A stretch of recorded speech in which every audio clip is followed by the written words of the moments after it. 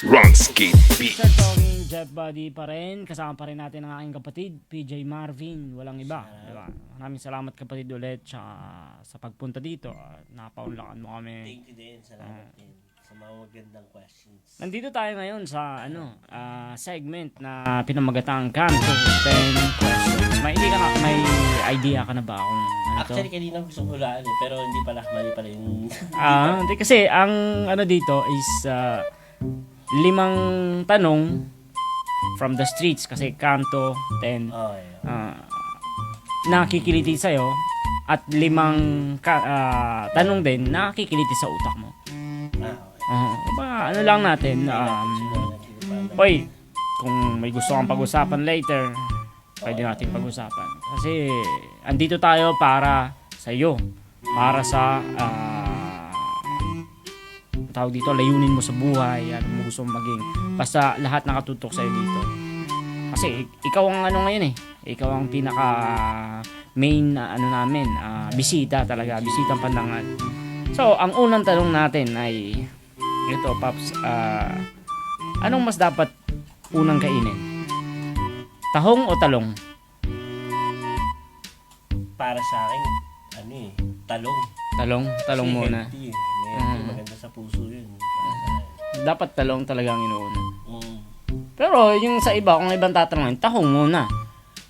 Depende saan natin yun Kasi kung yun talaga pinag-uusapan na tao, hindi din ako sa tahong. Pwede ka rin kumain Pwede muna ng ng tahong. Pero mas prefer mo din na Sa healthy tayo. kainin muna yung talong.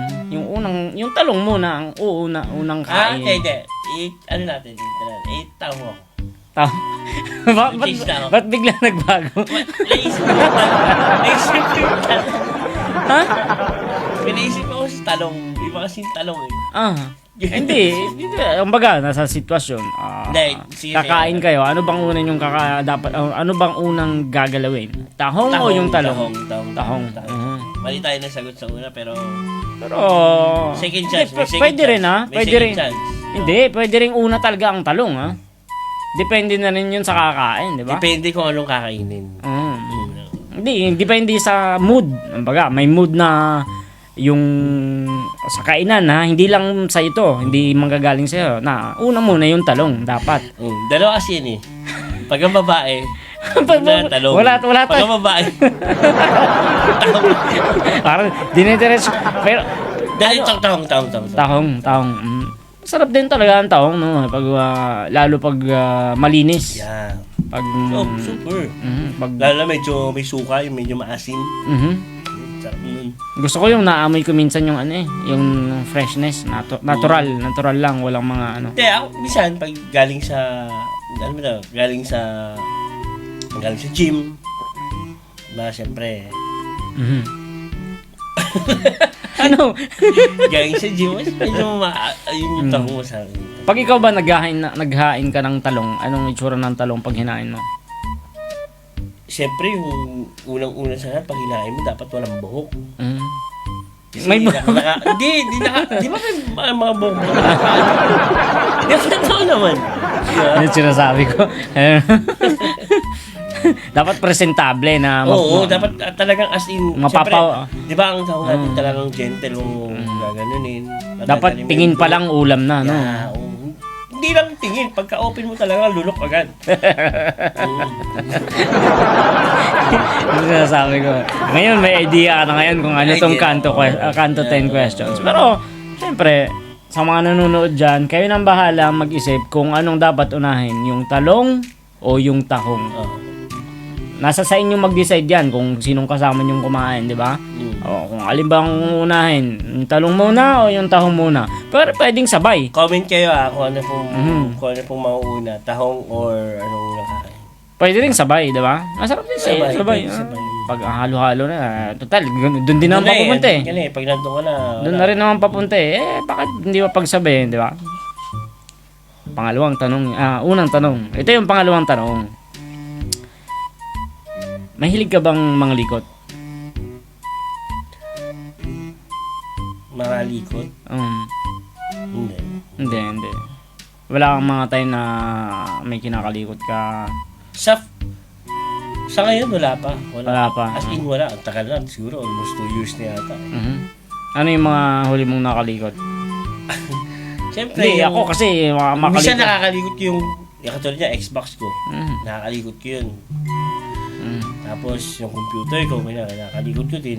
Minsan mga application lang, kalikutin mo yung application pag ano. Oo. Mhm. May mga time ba napaisip ka, kalikutin ko kaya to. May nakikita kang ano. Minsan may ganun, pero talagang sadyang bawal, hindi pwede. Mhm. Hindi po. Kumbaga, hindi nakaset mo na eh. Oo, nakaset na. Hindi mo alam. Minsan may mga, kaya minsan hindi mo talaga pwedeng galing. Hindi, si Boss Nudge, mahilig mga likot eh. Kaya minsan, walang audio dito, di ba? Minsan kanina, yung technical trouble. Kaya kinakalikot kasi niya masyado. Si Boss Nudge, talaga, pag kalikutan. Meron naman tayong expert na kalikutin. Mhm. Meron tayong expert na hindi kalikutin. Ano bang expert mo?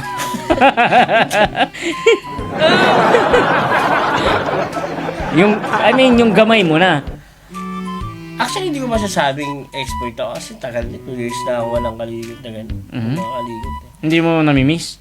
Sana may dumating. Sana dumating. Ano ba yon? Ano bang Kasi kinakalikot? yung gusto kong kalikot sa Pilipinas eh. Charot. Iba na naman to. Ano ba yan? Jeepney ba yan? Ano ba yung wala dito na ano? Siyempre, yung bahay mo, kotse, gano'n. May kotse ka sa Pilipinas. Ano meron kang gano'n sa ano. Ayun. Masarap na. Bisikleta mo dati before, pwede kakalikutin mo ulit. O yung mga collection mo dating mga laruan. Yung mga gusto mong ibalik dati. Gusto mong kalikutin. Ako din, gusto ko din masarap manggalikot sa Pilipinas eh. Oo. Madami kang makakalikot talaga sa Pilipinas. Sim. May mga bago, may mga luma. Luma, May mga, pero ako kasi siguro doon na tayo sa millennial eh. Doon tayo sa millennial kasi.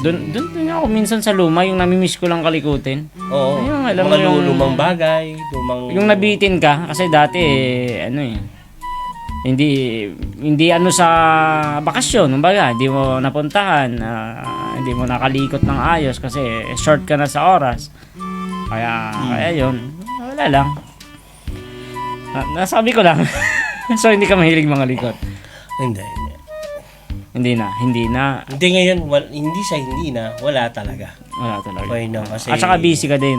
Busy din, siyempre. Mismo. Siguro pag dumating, pag may oras. bagong laruan, or bagong bisikleta, or bagong ano, hindi tayo kakalimutan. Mismo.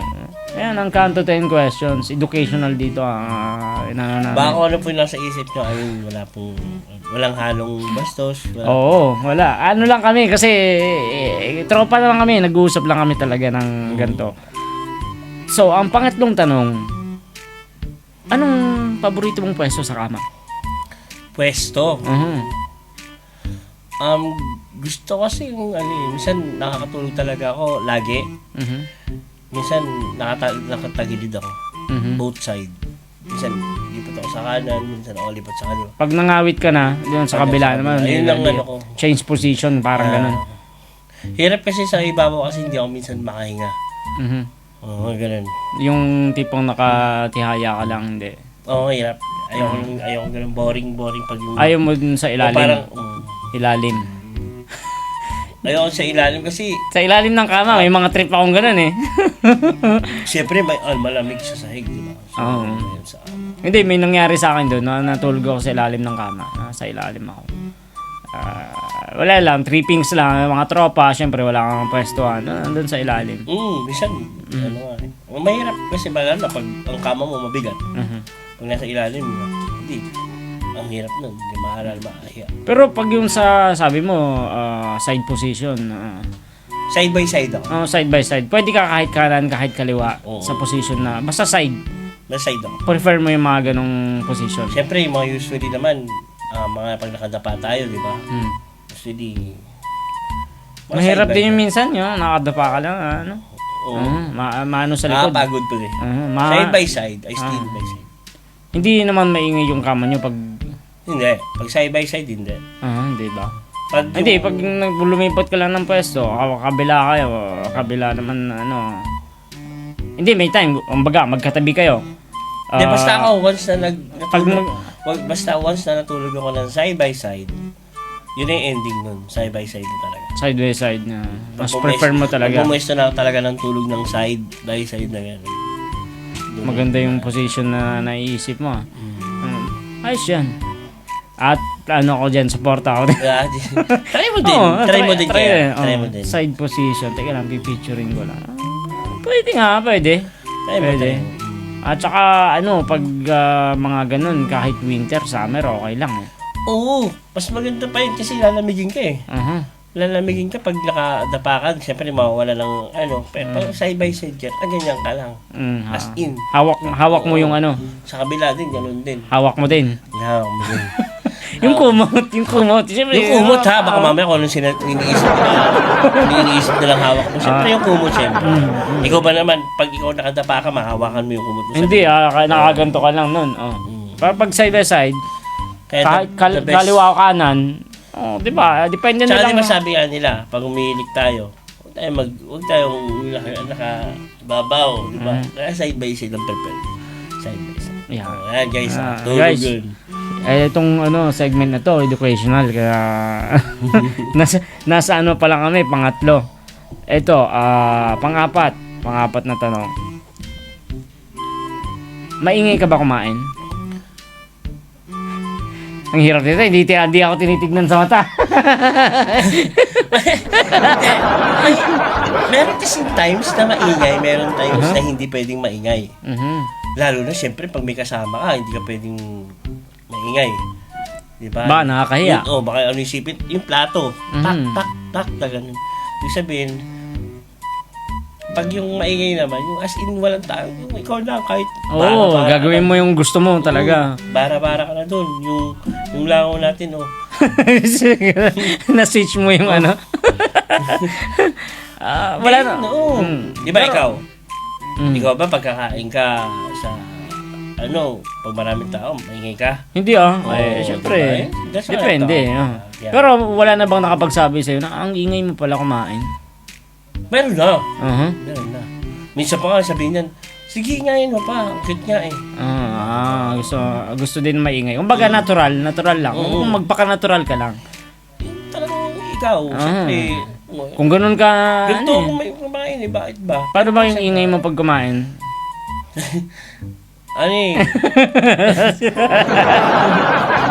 Yung, Ay, ganun ba? Ganon. Oo. walang dila ha. Yan. Parang Yung iba yung narinig ko eh. Parang ano din yun eh. Pero yung pag mahina naman, Ganun lang. Simple lang. hindi lang. Pero may mga time na talagang silent. Silent din, no? May silent pag lalo na pag gabi. Pag may kasama yung mga tutulog, kumain. Yung mga tutulog na gabi, kumakain. Oo, kasi maaga yung trabaho nila. Matutulog sila maaga. Siyempre, magano'n ka kumain. Mismo. Valid reason. Ayan. Pang-apat yun. Sampo to. Pang-apat yun. Pang-apat. Ito, last question dun sa first part ng Kanto 10 questions. Total na, pag-usapan natin pagkain. Anong mga klase ng hiwa ang gusto mo? May mga kasing hiwang cute. Cute hiwa. Tapos cute na shape. May mga maliliit na. Gusto mo yun, maliliit lang? Para isang subo Gusto lang? ko yung kasi siya medyo para bang hiwa ng mga hindi pizza eh. Pizza kasi payat eh. Gusto ko yung medyo chubby.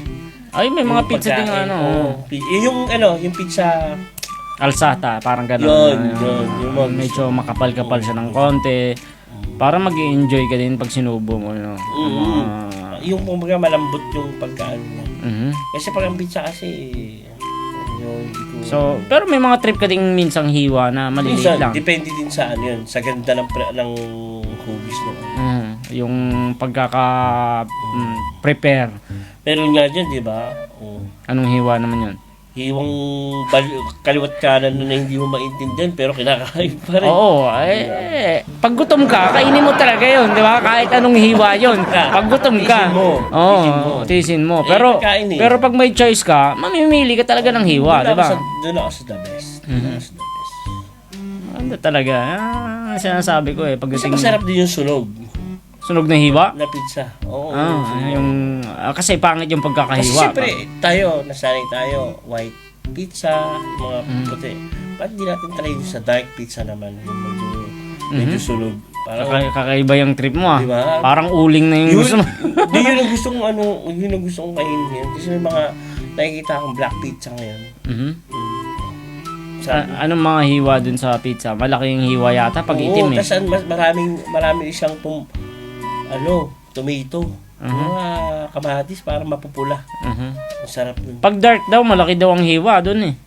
Ayun nga yung maganda. Ayun nga yung maganda. Yun yung mga gusto mo eh, no? Oo.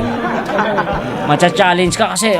Sa dark tayo. Parang Nasanay na tayo sa puti. Sa pizza. Yung dark na tayo. Mabuti rin minsan na maging curious tayo sa iba't ibang Try nyo din guys mga iba't ibang uri ng hiwa iba-ibang uri ng pizza at kulay. at kulay. Ang galing ha. Naitawid yun ha.